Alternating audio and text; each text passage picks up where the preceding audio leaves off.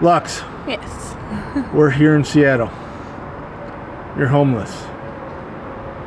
Living in this RV with your cat. Yes. Tell me about homelessness in Seattle.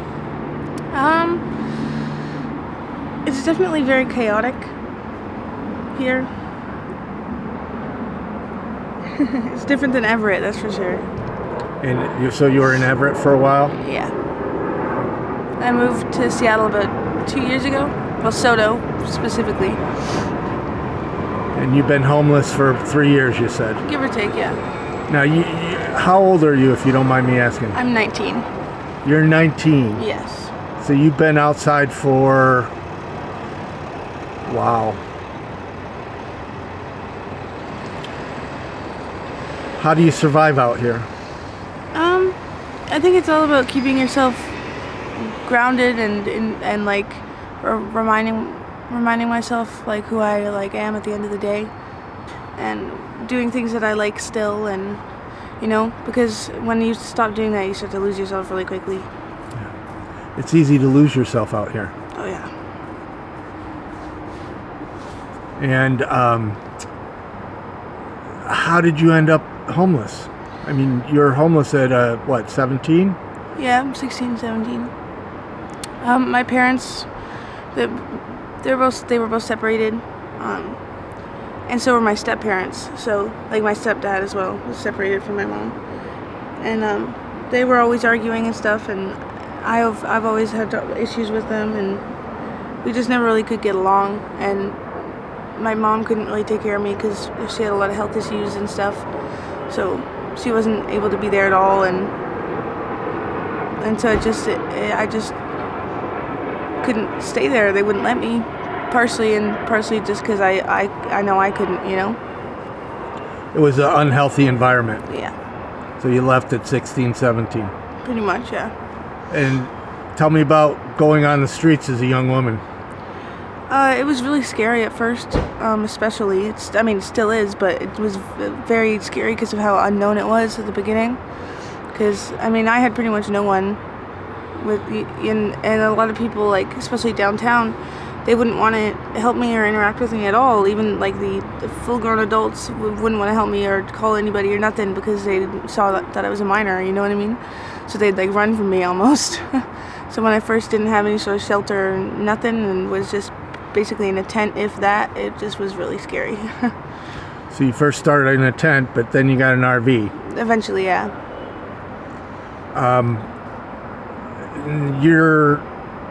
Seattle is sweeping areas, and this area is scheduled for a sweep. This one? Yes. That's what Joe was telling me. So for those watching, we're out with the vehicle residency outreach team who comes out and helps you. Mm-hmm. And I adore Joe and Jonah. Mm-hmm. They're awesome. They are. What would you want people to know about homelessness? The people driving by, the house people, the people going over in the plane. Mm-hmm. What would you want them to know about homelessness? That just because we're kind of like unknown and kind of like a scary area doesn't mean that like we're not all out to get you, you know what I mean? Like we're not all trying to harm the environment. I know it's shitty and stuff, but it is what it is, and it doesn't have to be a thing that everybody hates, you know what I mean? It can be not a positive thing, but it can be just, you know what I mean? It doesn't always has to be approached at such a angry...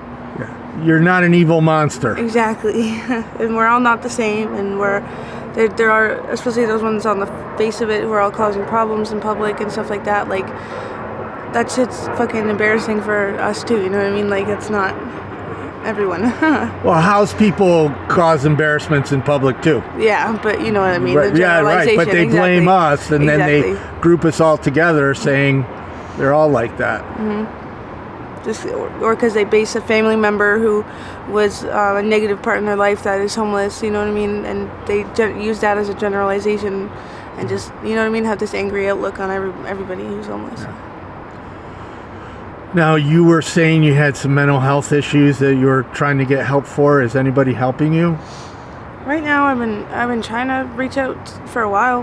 I've been going to a place called Youth Care, which is downtown Seattle, for like 18 to 25-year-olds who are homeless, and they're pretty cool. But like I've been assigned a housing counselor, and we talked like once, and then they suddenly don't work there anymore and didn't tell me, and I was waiting on an email. Like it's just a bunch of waiting. So you got a housing counselor, but you're on the waiting list. Yeah, and then I found out that I'm not on the waiting list because he never put me on the waiting list, and he doesn't even work at the place anymore. So they told you they put you on the waiting list, and then you had a personnel change, and turns out you're not on the waiting list. Yeah, he never submitted it or something. Very common. Yeah. Sadly, homeless people. Everyone's waiting for housing, you know? Right. People are on the waiting list for years and years and years. And, years. You know. So besides the vehicle residency outreach, is anybody else helping you? And the youth program? Not really yet, but it's also partially my fault because you have to go and show up there during work hours, you know what I mean, to talk to the right people to, you know. And I know there are in the general sense, when it comes to food and clothes and stuff, there are actually a lot of people. Right. There's lots of food. It's awesome, yeah. But not enough housing. There's plenty of food.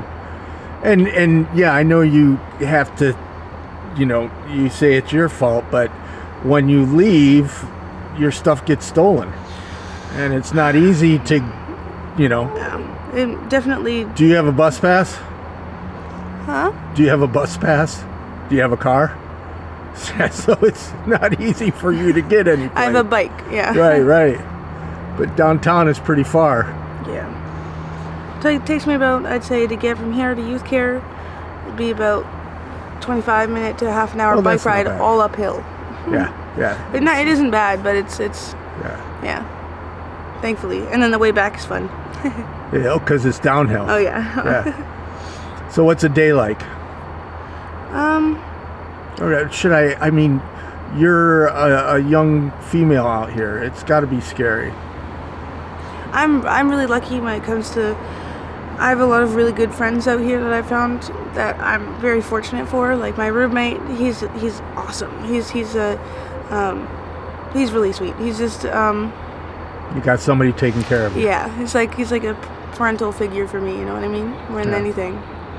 And he helped me with getting my RV and our RV, but yeah, he did have an RV, but he went to jail 2 days ago, and his RV's already got towed out of nowhere, and it was perfectly fine when he was here, and it was there when I fell asleep, and I woke up and it's gone, and there was no tag, nothing. They didn't put a sticker on it, nothing, and so now when he gets out, he's not gonna have a home.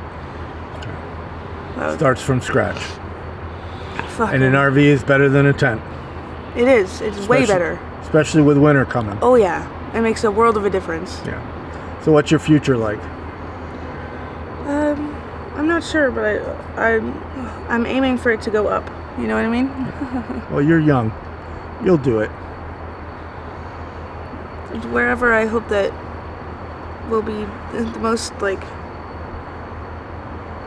I don't know how to put it, like, I'm not sure, but I know that as long as I do what I think is right and trust my gut, then it'll go up, you know? Well, you have to be a survivor out here. Oh, what's your cat's name? Her name's Moth. I gotta put her inside because she wants to go inside. Okay. Well, hey, we can end.